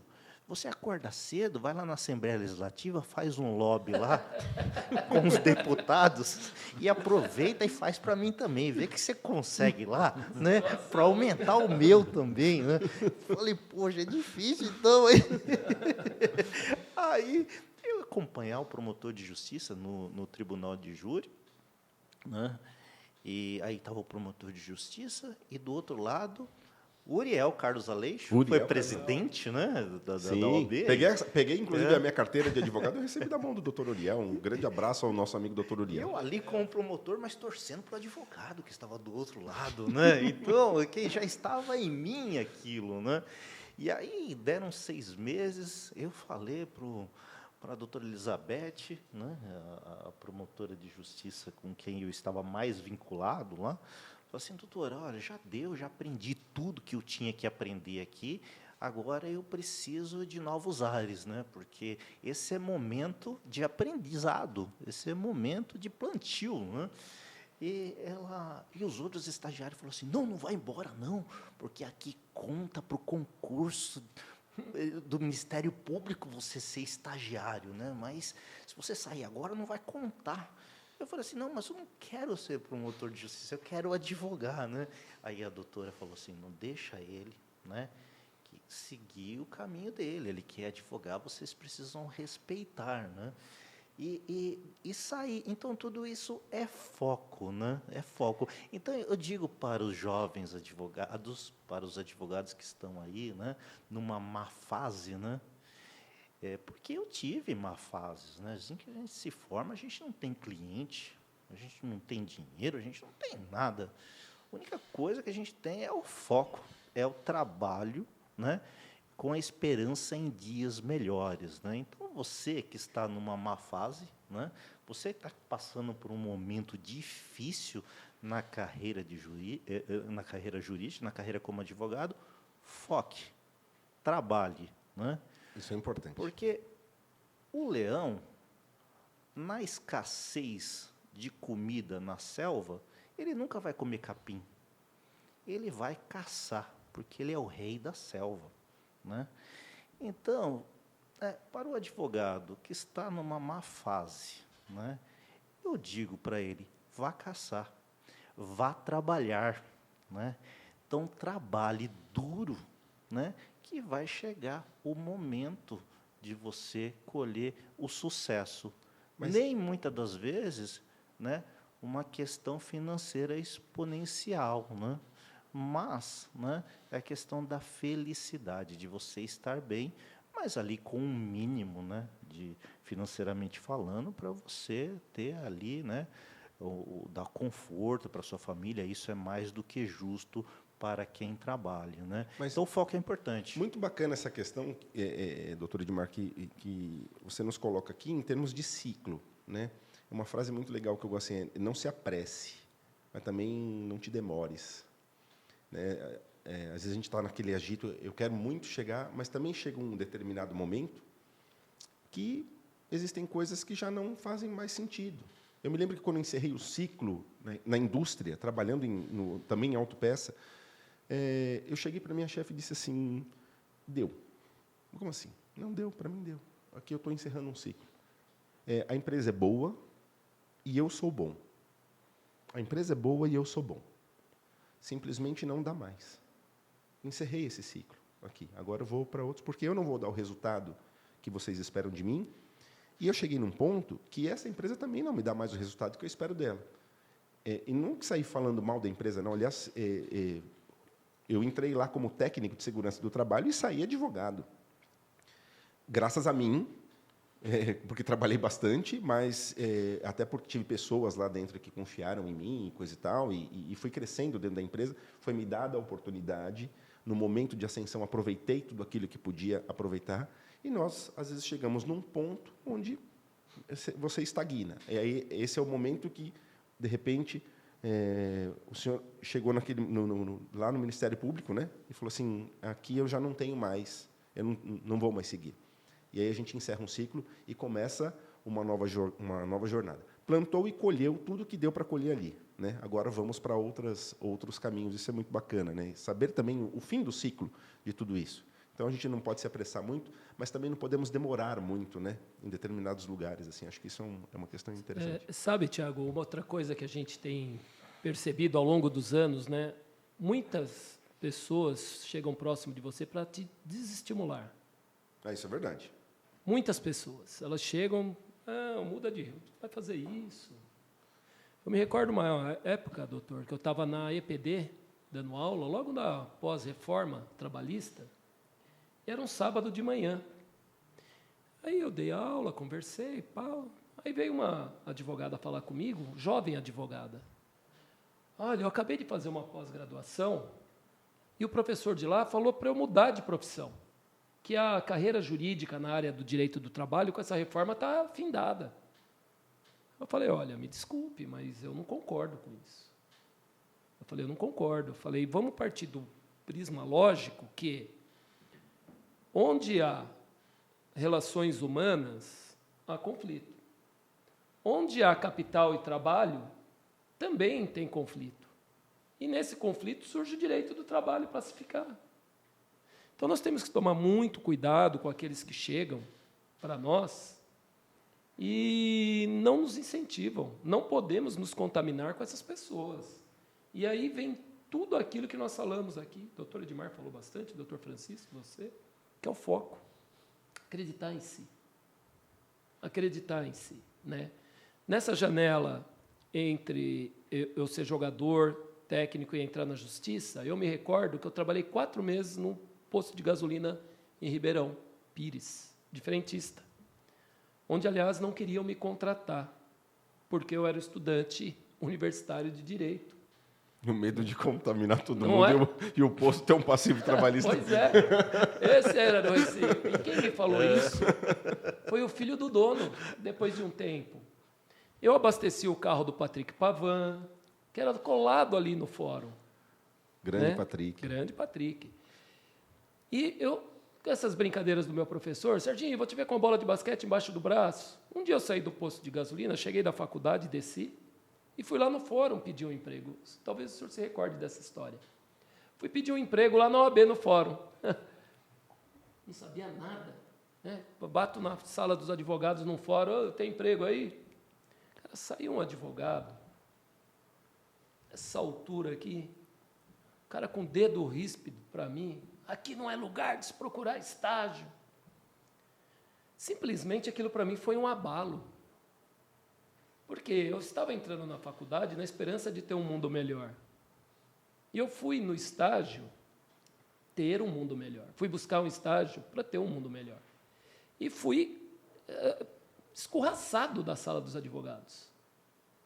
Né? E voltei chorando para o posto. E aí fiquei lá, meu tempão lá. Né? Era dia de eu limpar banheiro, fui lá limpar banheiro cantando. Né? Mas o mundo gira. Né? E nós não podemos desistir dos nossos objetivos.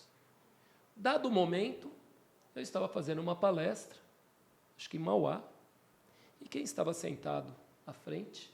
Esse advogado. Então, o mundo hoje, se a gente não tiver foco, determinação para atingir o nosso objetivo, nós vamos encontrar com muitas pessoas. Mas o doutor Francisco falou isso, que nós devemos nos afastar dessas pessoas, né? Nos desencorajam, né? Então, a estrada é longa, temos que ter fé em Deus, na gente, que Deus vai se encarregar de colocar pessoas boas. Eu sempre tive pessoas boas ao meu lado. Tem o doutor Edmar, hoje tem aqui o Vini, o escritório todo aqui é um escritório que tem essa preocupação com a pessoa. Passei pelas mãos do doutor Francisco, que foi um pai. Ele me colocava do lado dele para fazer audiência, 50 audiências que o senhor fazia por dia.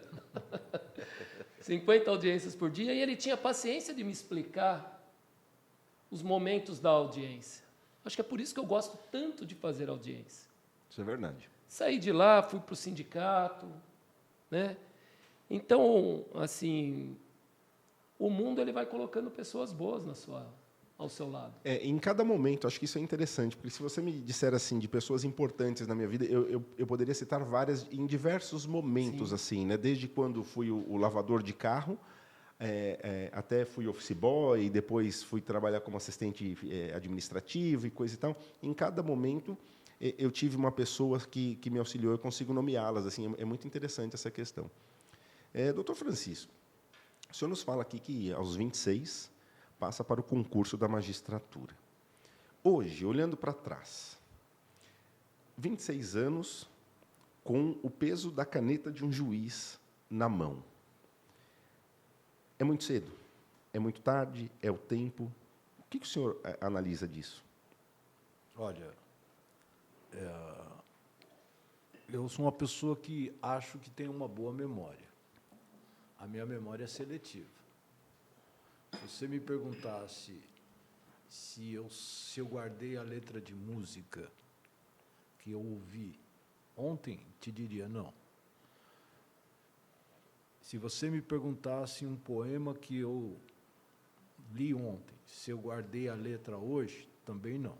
Mas datas, eventos, é uma coisa que eu gosto muito de guardar. Por quê? Porque quando eu fazia uma instrução, é como se eu entrasse na história do reclamante. Claro está que, como era eu quem iria julgar, eu já estava fazendo a sentença simultaneamente. Então, eu pensava assim, quanto menos o advogado falar, mais rápido eu termino essa instrução. Em segundo lugar, quanto mais rápido eu perguntar com qualidade, menos o advogado vai perguntar. Em terceiro lugar, quanto mais eu for denso, menos o advogado vai perguntar. O advogado comigo participava muito pouco das audiências, porque eu fazia as principais perguntas, porque eu tinha essa curiosidade natural. Por quê? Porque é uma coisa que me atraía, reconstituir os fatos, porque eu não gostava de julgar com base no ônus da prova. Sempre tive uma repulsa a esse tipo de atuação como técnica de julgar. Por outro lado, fazendo este juízo de valor com o paralelo da sua pergunta. No tempo, eu costumo guardar muitas datas e muitas situações. Mas eu olho com o tempo, não num significado de que se passaram que são quase 34 anos de magistratura, mas eu vejo o tempo como sendo assim, foi bom, foram bons esses 34 anos? Sim, foram bons. Eu melhorei? Melhorei. Falo isso com humildade. Por que é que eu melhorei? Porque eu me tornei uma pessoa mais paciente, mais centrado. No começo, tinha vaidade. Todos nós temos, né? Tinha vaidade. Claro que tinha vaidade. Perdi a vaidade? Perdi. Tenho um pouco dela? Não posso dizer para você que hoje eu não tenho quase nenhuma vaidade. Eu tenho a responsabilidade. Responsabilidade eu sempre tive, mas hoje eu tenho ela um pouco mais presente, quase que ausente a vaidade. Tenho orgulho? Não, porque é natural para mim, porque é a minha história de vida. E é uma história que o plano material e o plano espiritual me propiciaram fazer. Então, quando eu olho o tempo, eu olho assim, é muito tempo, mas eu não olho com uma visão saudosista.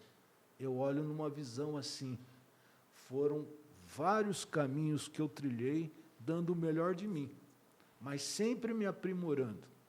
E ter dado aula, e dar aula, ter escrito livros, me aprimoraram tecnicamente e me deixaram muito mais senhor de si no desenvolvimento da atenção às partes, aos advogados.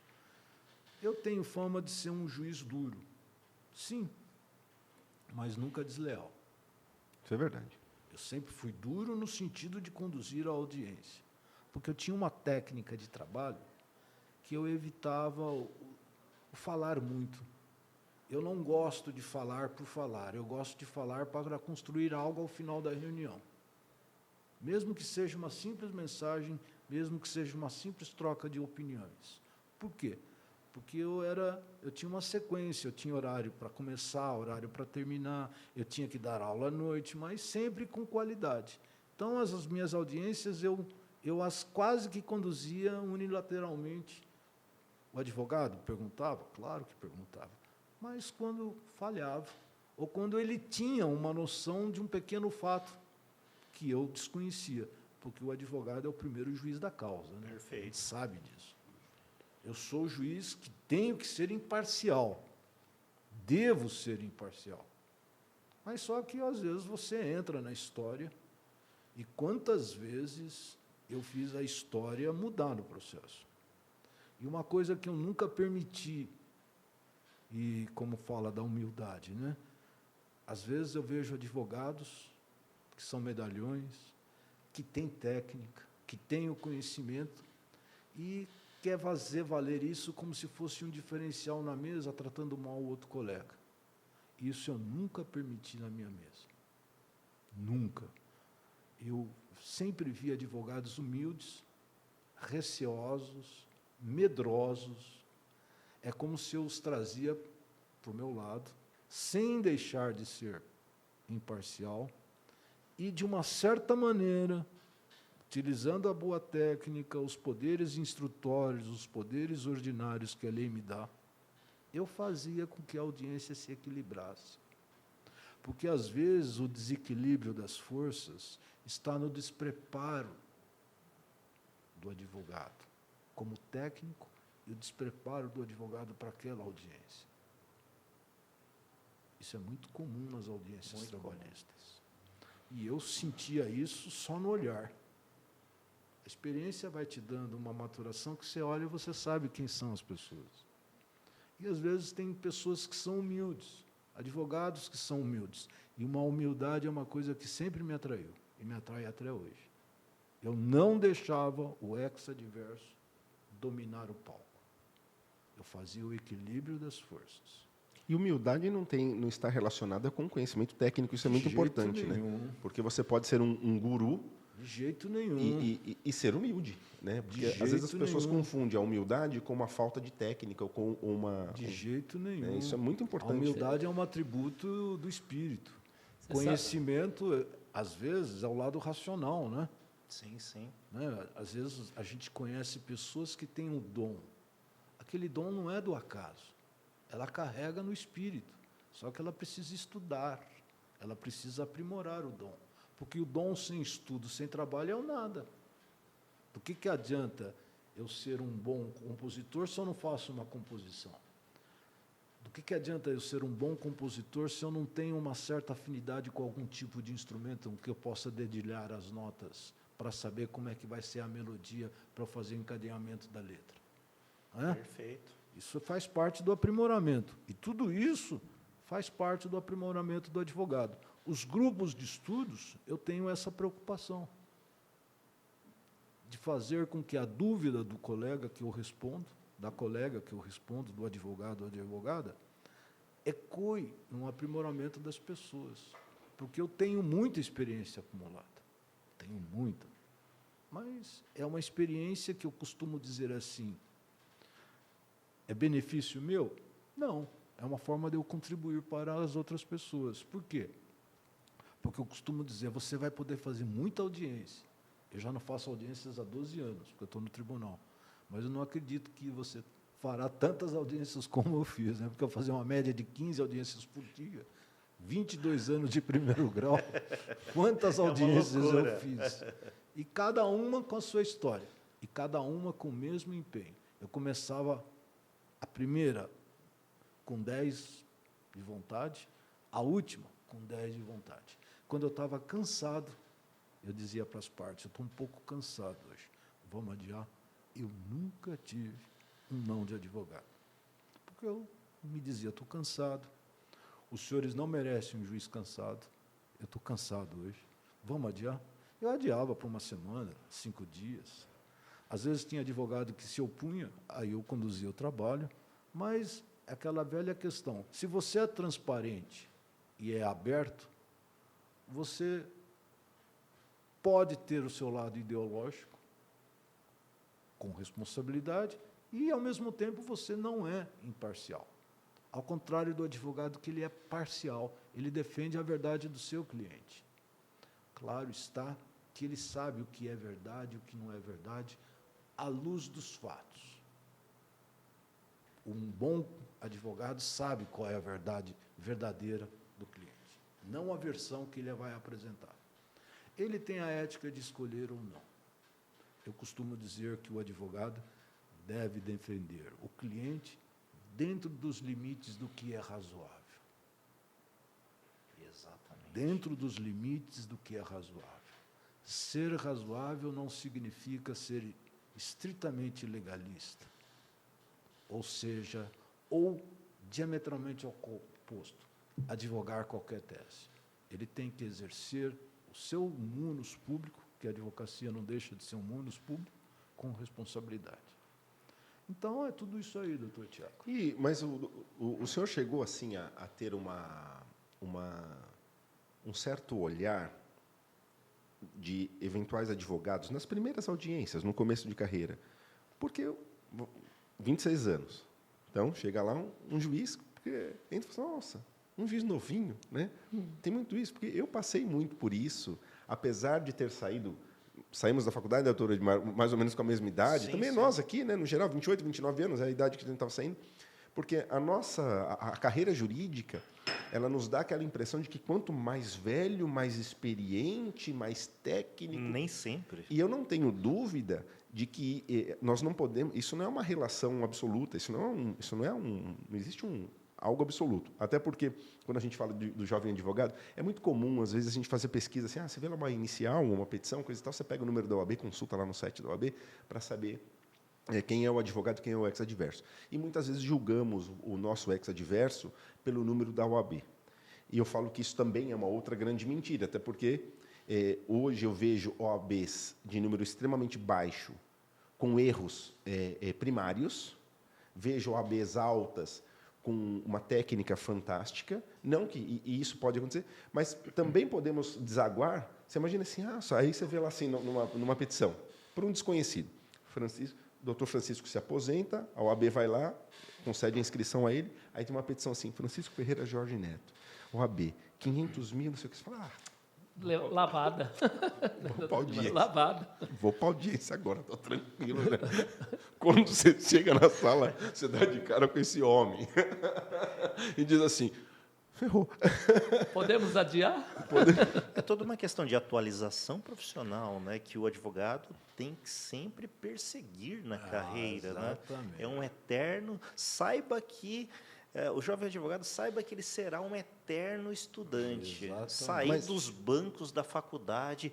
Ufa, né? Mas, o já que é estudei o que eu tinha que estudar, o que agora é eu vou importante- trabalhar. Nada disso. O que é Ledo engano. importante é o que o cabelo branco não nos traz conhecimento. Exatamente. Porque, traz experiência. O tempo né? vai passar. E quando a pessoa é careca, como é que fica? Aí, no meu caso, ó, meu caso, ferrou. Os cabelos brancos. E quando a pessoa é careca? Ferrou.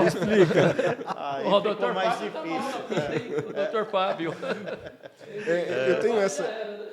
Isso é importante porque, às vezes, a gente bate o olho naquele advogado, com aquela pompa toda e não sei o quê, mas a pessoa também não estuda, né? Não se atualiza tecnicamente. E aí você muitas vezes subjulga, você já faz um pré-julgamento de um jovem advogado que o cara está voando baixo, que o cara sabe as técnicas, porque ele fez o cursinho, ele está estudando, ele se empenha, ele vai para um grupo de estudos, ele vai para uma pós-graduação, ele assiste às lives, ele se atualiza, porque hoje o acesso à informação é muito maior, né, professor, do que quando Não nós tenha tínhamos... dúvidas. Então, hoje, nós temos ferramentas, e se nós soubermos aproveitar essa ferramenta para o estudo, então, hoje você tem, assim, às vezes, o jovem advogado. O que é muito complicado, muitas vezes, até para o cliente, porque o cliente também não tem essa visão. Então, o cliente fala assim, eu quero ser atendido por aquele advogado que já é o mais velho, que, achando que tudo, ele pode ter horas a mais, uma experiência, mas, às vezes, a técnica fica para trás porque também deixa. E nós sabemos. Para mim, é uma grande inspiração o Dr. Francisco, porque... Às vezes a gente está falando alguma coisa de aula assim, e eu já vi ele algumas vezes falando assim para mim, eu vou dar uma aula tal, e eu estudo a ementa da aula antes da aula.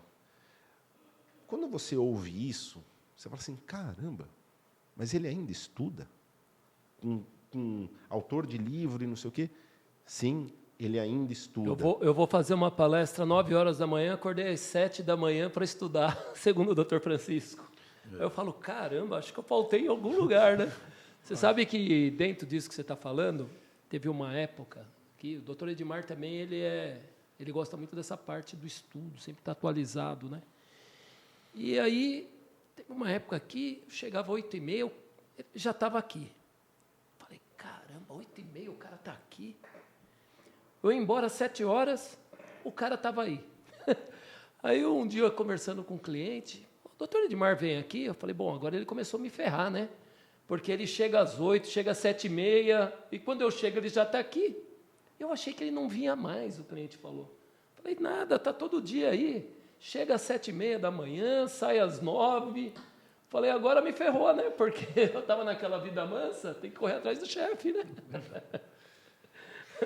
Mas isso é importante, né? Vai dentro daquilo da paixão que nós tínhamos falado, pelo que faz, pela profissão, mas também o seu dever para com o cliente, né?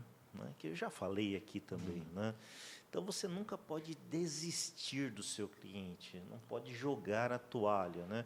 Tem um caso que emblemático, né, bem interessante, que eu estudei, né, uma amiga de faculdade, estudamos juntos no curso de Direito, aí eu me formei, passados 2 anos, chega ela, entra no meu escritório, coloca uma pasta sobre a mesa e falou assim, a minha história de vida está toda aí, né?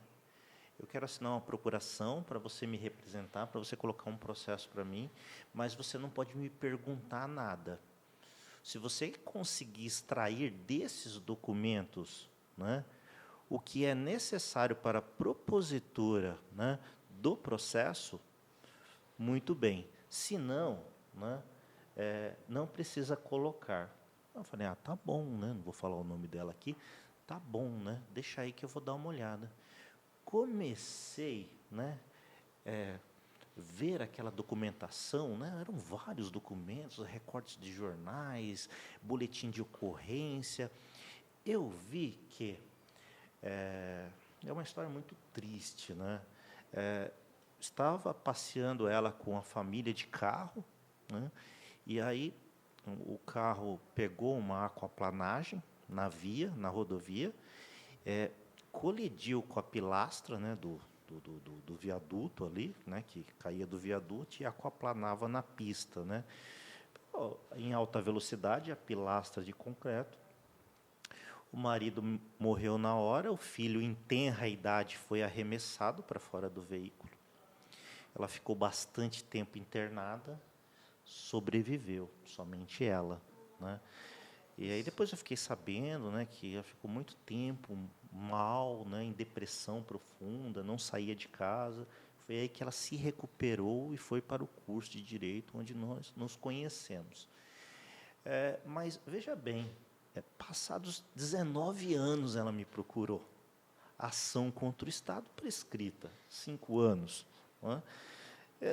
Código Civil antigo, né, 20 anos a prescrição. Hoje já não daria mais, contra a construtora que construiu a via e a empresa contratada pela DER para fiscalizar aquela construção.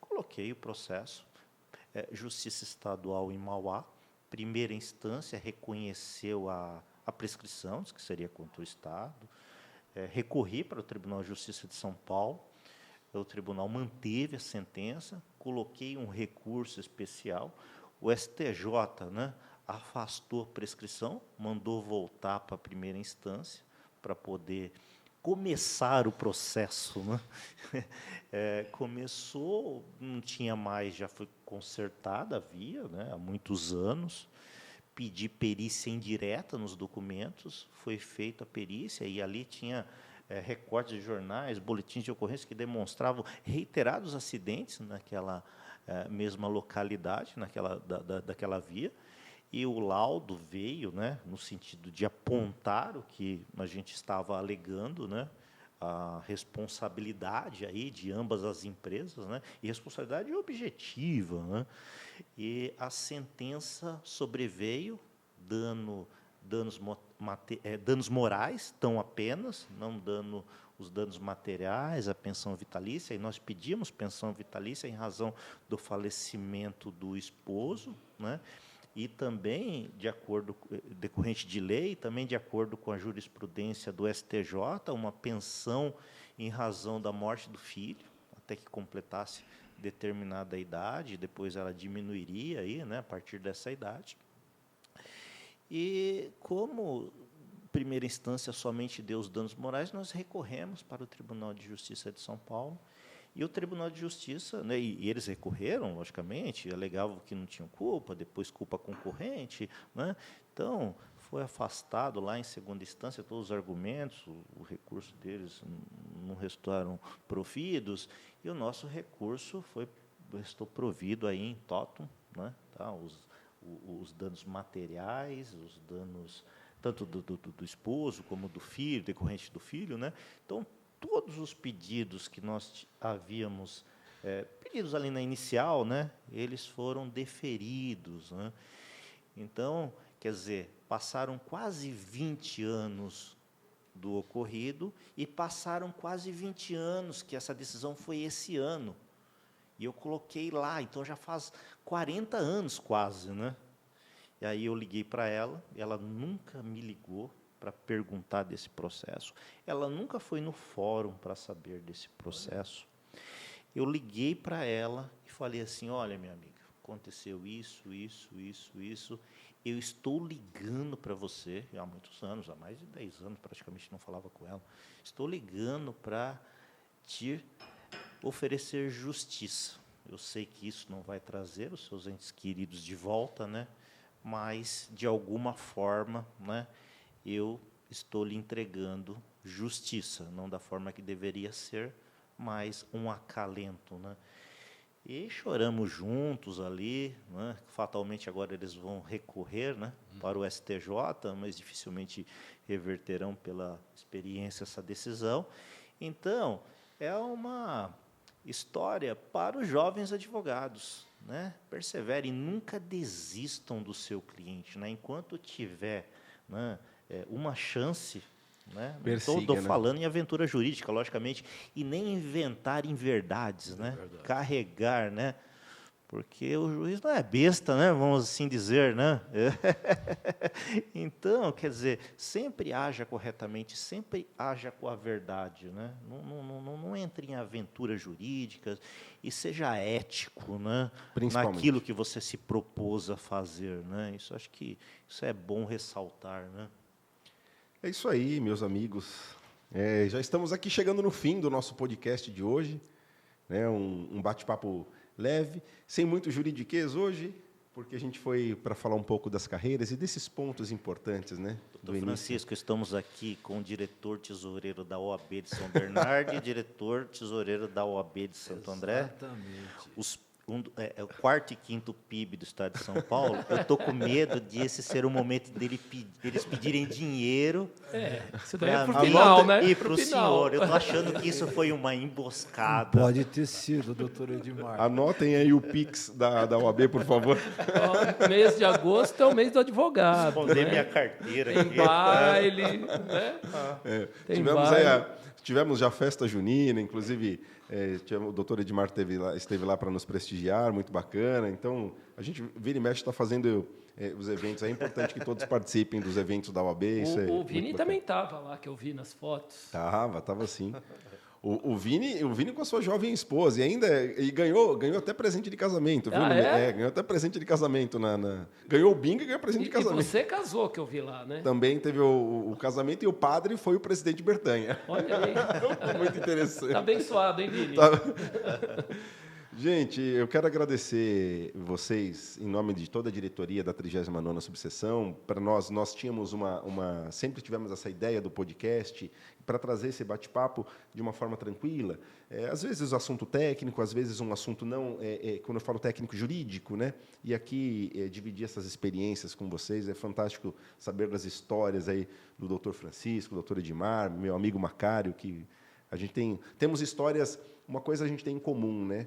Viemos da base, né? Viemos da base. Não tivemos tivemos as oportunidades, mas não foi nada sucedido assim. Nada veio redondo. A gente teve que arredondar as coisas, né? Só para o doutor Macário que era redondo porque ele tinha uma bolinha Era de basquete. bola de basquete. É isso. Bolinha de basquete estava lá, firme e forte. Só enterrando. Aliás, diga-se de passagem, né? Aqui nós estamos num assunto, né? História de vida nossa. A Luciana, eu comecei a namorar com ela na Justiça do Trabalho, antiga JCJ. Na festa que tinha de fim de ano lá, que eu a convidei para ir, e o nosso primeiro dia que ficamos juntos... Momento de amor do Sérgio Macário. Foi em 2000, foi dia 18 de dezembro de 96, dentro da Justiça do Trabalho. Porque você casou em 2002. 2000. Eu lembro. Olha lá. Sérgio Macário todo apaixonado, falando aqui. Tem que fazer meu comercial, né? Um beijo, Lu. Me aguenta. É isso. a nossa história dentro da Justiça do Trabalho. Mas para você ter uma ideia, dando aula em 2004, eu conheci a minha esposa, Neire Dias Ferreira Aí. Jorge, com quem eu estou casado há quase 20 anos. Momentos de amor, doutor. Beijo, Neirinha. Um beijo à doutora Neire, então. Então, definitivamente, Onde o devem senhor tudo à conhece? justiça.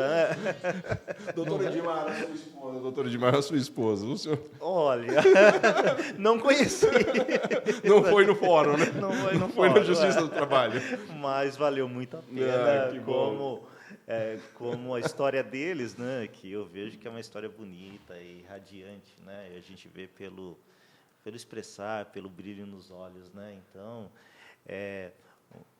ao lado de um grande homem sempre há uma grande mulher. Eu costumo dizer que Falávamos isso, né, doutor Francisco? Agora. a minha esposa Neire Dias Ferreira Jorge, que também é advogada trabalhista, é meu esteio, né? Eu costumo dizer que ela tem muita paciência em aguentar uma pessoa que é, às vezes, ansioso, porque eu sou um pouco ansioso, não sou depressivo, sou ansioso, gosto de fazer tudo com a melhor qualidade e a melhor rapidez dentro do que seja razoável. E sou uma pessoa, assim, que trabalho muito, né? Eu trabalho, em média, 12, 14 horas por dia, em aulas, revendo votos, escrevendo um artigo, respondendo uma pergunta de um aluno, ou participando desses eventos, exige bastante tempo, né? Então, costumo dizer que se você vai fazer aquilo, você tem que abrir e só fazer aquilo naquela hora. Tem gente que costuma fazer 10 coisas simultaneamente, eu já sou contrário a isso. Eu gosto de focar, sair daquele assunto e começar um outro assunto. Eu costumo dizer que meu Word é o WordStar, que você só abre 2 telas. Você não consegue abrir mais do que 2 arquivos. Eu comecei a trabalhar no WordStar no 386 ou 286. Era um 286 na época, né? Meu primeiro computador eu comprei em 93. Mas, resumindo, é minha grande companheira e a razão da minha vida e a razão do meu sucesso, como também do meu filho, Felipe Dias Ferreira Jorge. Que legal. Maravilha. Isso... Então, quero aproveitar para deixar também um beijo para minha esposa, para a Érica, que me ajuda aqui no dia a dia do escritório. O doutor Sérgio Macari sabe como, muito bem, né? Antenada À no... frente hein? aí de toda a parte administrativa, organizacional, né? Então, meu braço direito, que às vezes eu acabo indo e ela fica, né? Extremamente trabalhadora. E um beijo aos nossos 4 filhos, né? Olha, A parabéns. mais velha com 20 anos, já no 3º ano de medicina, o menino com 18 anos, aí depois vem a Bia com 16 anos, e agora, raspa do tacho, um com apenas 4 anos. que não foi um acaso e nem um acidente, foi planejado. Que legal. Escolhemos sexo, inclusive, hoje está bem evoluído. Que né? legal, que legal. Então, a família é tudo, né? É a Família é nossa tudo. base, é o nosso alicerce. Família é tudo. Que bom, que legal, né? Então, deixo aqui também, registro aqui também todas as minhas considerações. A minha jovem esposa, Se Cleia. não deixasse depois dessa.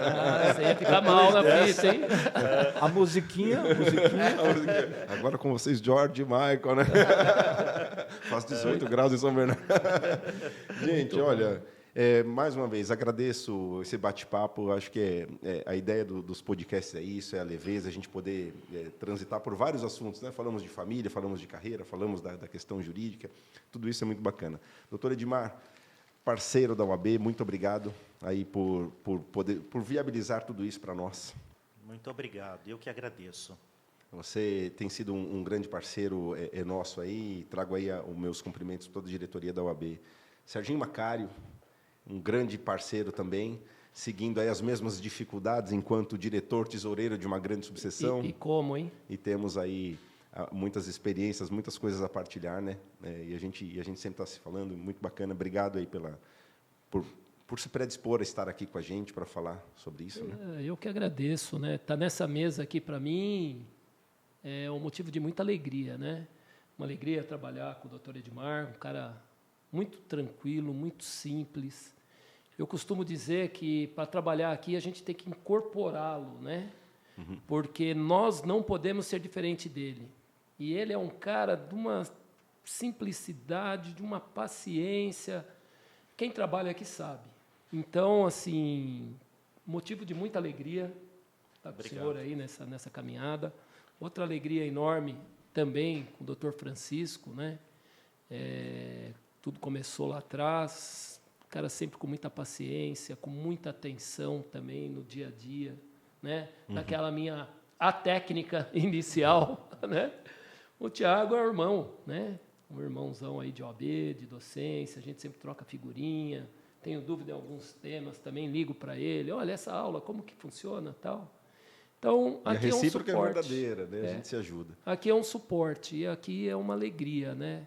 Estar com vocês, né? E me remete ao passado, ao presente e também ao futuro, né? Então, agradeço e tudo que vocês falaram aqui certamente não vai de encontro só com a jovem advocacia. Isso também serviu muito para mim, né? Eu saio daqui melhor do que quando cheguei, sem sombra de dúvida. Com certeza. Doutor Francisco, é sempre uma honra estar ao seu lado nos eventos de OAB. O senhor nunca nega um pedido da OAB, então agradeço também especialmente ao senhor aí que sempre se predispõe a nos auxiliar.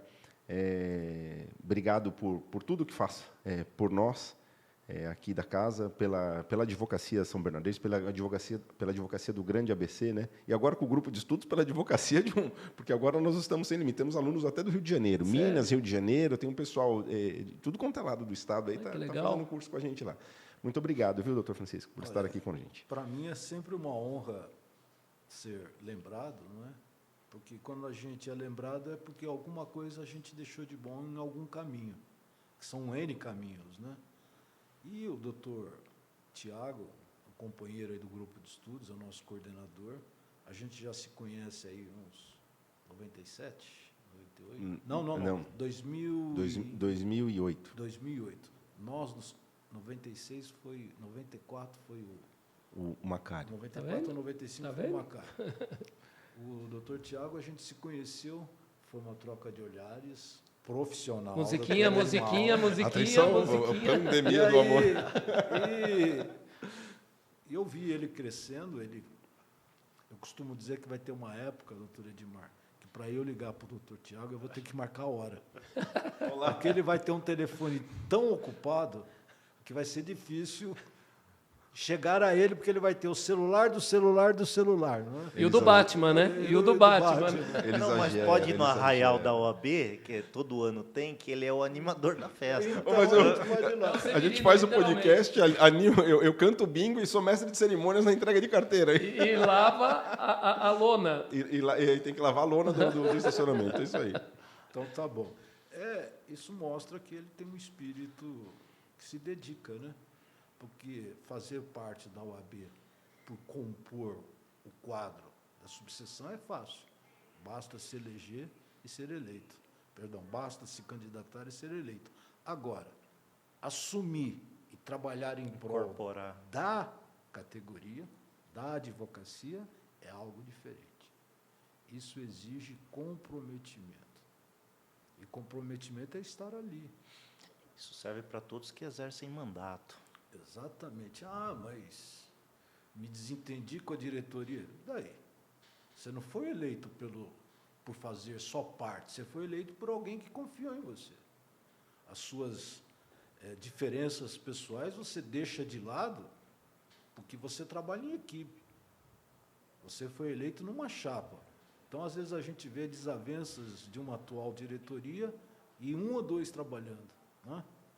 Isso é, desculpa, incompreensível, porque você foi eleito Pelos seus pares. pelos seus pares, você recebeu um voto de cada um, você tem que contribuir para todos. Se você quis ser parte da chapa, você assume responsabilidade se eleito.